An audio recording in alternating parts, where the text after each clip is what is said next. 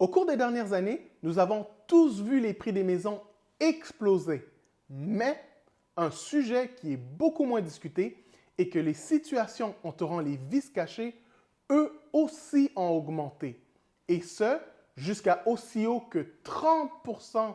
À l'intérieur de ces 30%, beaucoup se trouvèrent être des vices qui avaient été cachés en fait par les propriétaires eux-mêmes. Mais dans ce genre de situation, nous ne parlons plus de vices cachés, mais plutôt de dol. Mon nom est Lucky Sabiti, courtier immobilier. Parlons de la différence entre un vice caché et un dol. Pour commencer, établissons des règles de base. Qu'est-ce qu'un vice caché?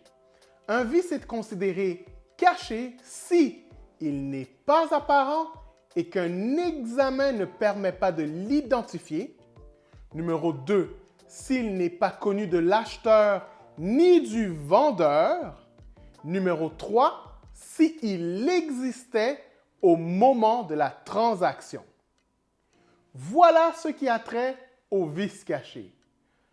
Contrairement au dol, qui lui est un vice qui, numéro 1, n'est pas apparent et un examen ne permet pas de l'identifier. Numéro 2, il existait lors de la transaction.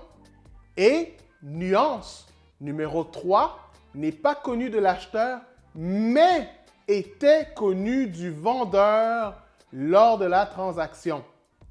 Voilà la différence entre le vice caché et le dol. Le dol est un vice qui était connu du vendeur. En conclusion, si jamais vous avez l'intention d'acheter une propriété sans garantie légale, numéro 1, toujours faire une inspection bâtiment. Il en va de votre devoir en tant qu'acheteur diligent. Numéro 2, si jamais vous vous retrouvez face à un vice caché, eh bien, prenez le temps de vous assurer que c'est un vice qui n'était pas connu du vendeur lors de la transaction, car cela pourrait faire la différence entre un vice caché et un dol. Si jamais vous avez aimé, n'hésitez pas à me le laisser savoir. Et si vous recherchez des conseils ou de l'accompagnement pour tous vos projets immobiliers, n'hésitez pas à me contacter et il me fera un plaisir de vous épauler. Mon nom est Lucky Sabiti, courtier immobilier. On se voit bientôt!